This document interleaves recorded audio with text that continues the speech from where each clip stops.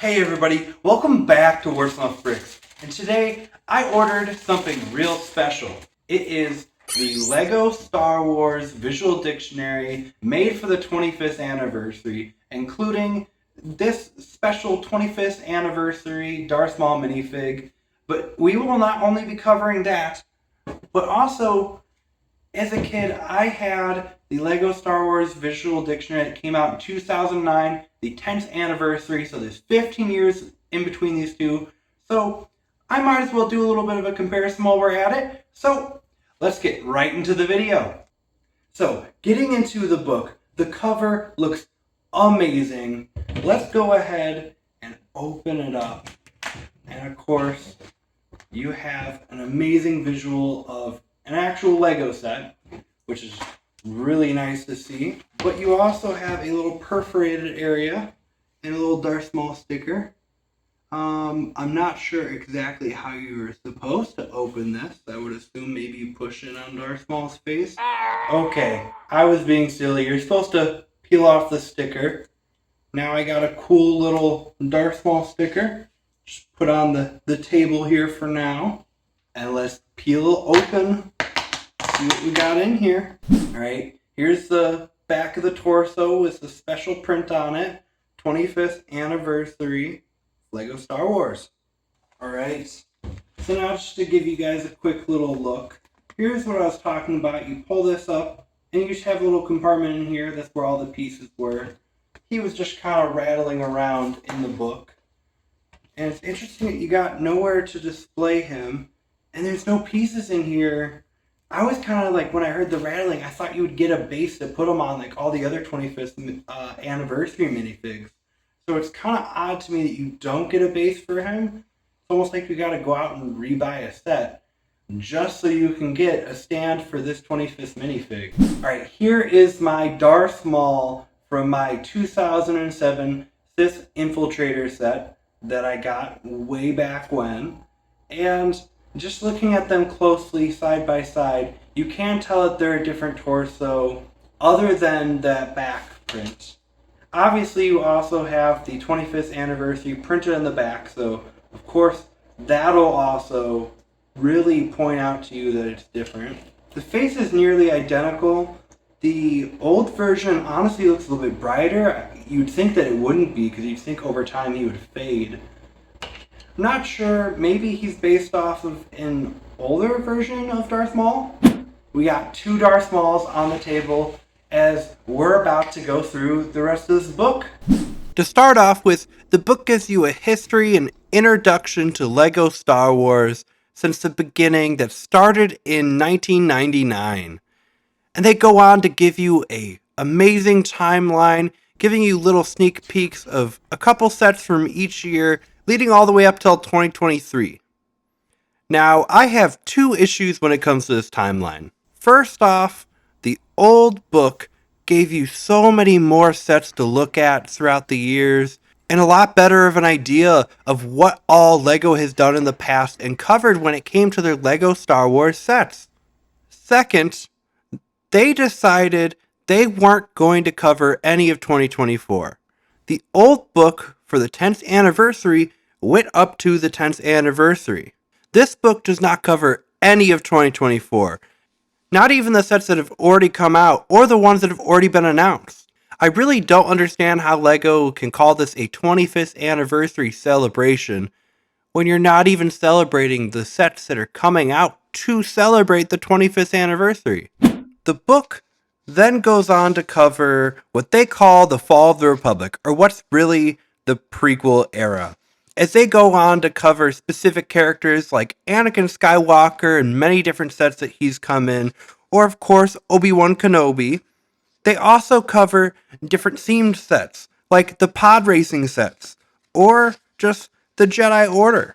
Now, it is nice to see with this new book that they have the same idea as the old book of covering different characters, covering different themes throughout LEGO Star Wars, whether it be the ships, or the pod racing, or just the clone army. As they decided to update it, they took what they would have picked as an older set. A great example would be the Obi-Wan Kenobi page, where they took the same exact ships, the same exact builds, but of course they took the newer versions, like the ones from 2016, the Jedi Interceptor, or the 2020 Jedi Starfighter, instead of the older ones. The only thing that I have to say is strange throughout all of this prequel era that they decided to do is I really do not understand why they decided to have the Sith followers. They gave Chancellor Palpatine and Count Dooku their very own page, but for some reason, Darth Maul just gets lumped in with a whole bunch of other characters when Darth Maul is the special character included in this book. I don't understand why you couldn't just give Darth Maul his own page, especially when, if you look at the book, he is already getting his own page and a little bit of the next one. It's mostly talking about him anyway. I suppose maybe they didn't want to cover really Savage Opress or Asajj Ventress since there's not too many Lego sets that they've been in, and they still wanted them to be in here. But I personally would have rather had Count Dooku be lumped in because they had a lot less to say with him, or even Chancellor Palpatine. As I'm looking through this book, I'm starting to get the feeling that I did each time I looked at my old book. It's sad to see the MTT look at the date and see that the last time they made one is 2014. I really wish they would remake some of these older sets, that way we can go out and buy them again. The MTT is a good example, where it was last made in 2014, and I've always wanted them to re-release it, because I regret not getting it back then, and now I'm just always waiting, because I don't want to have to pay for used Legos. I like to get new Lego sets, but you have to pay an arm and a leg just to try to get something sealed that's that old. I really hope that they re-release one soon. Another great example on the Bounty Hunters page is looking at Jango Fett. Jango Fett is such an amazing character. I've always loved him, and I just don't understand why they continue to just ignore him and not make sets with him. Next, the book, of course, goes on to cover the Galactic Civil War, and of course, you have all of the OG sets. The only thing that I find odd about this section is that they start off covering the sets from Solo: A Star Wars Story, which is a movie that really didn't do that good.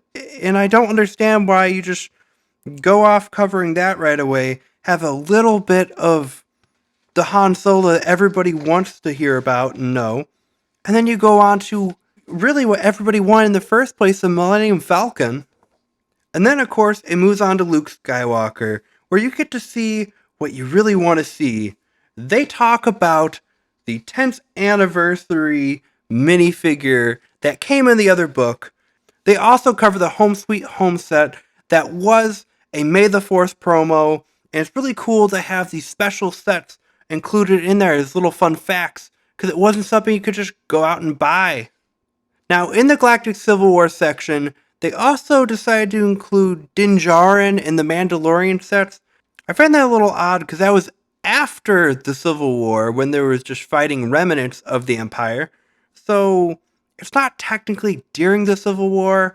It's close enough that I see why they went with it. They didn't want to group it in with the sequel sets. And the last section that covers specific tie-ins to the movies and the shows is The Rise of the First Order, which is really just covering the sequels. Honestly, I never really got into the sequels, so this isn't super interesting to me. It is cool to look at some of it, and I do regret not getting a Kylo Ren back then, because I do think Kylo Ren looks cool. I thought they could have taken his character in a good way. But overall, I didn't personally like the First Order or any of the sequel sets, so I could definitely pass on that whole section and go right to the specialist sets. Specialist sets, to me, is the coolest section of this book. They go right off into Lego Legends, which are all these amazing sets that I've always wanted, especially looking at the Rogue Shadow, one that I've always wanted to get my hands on.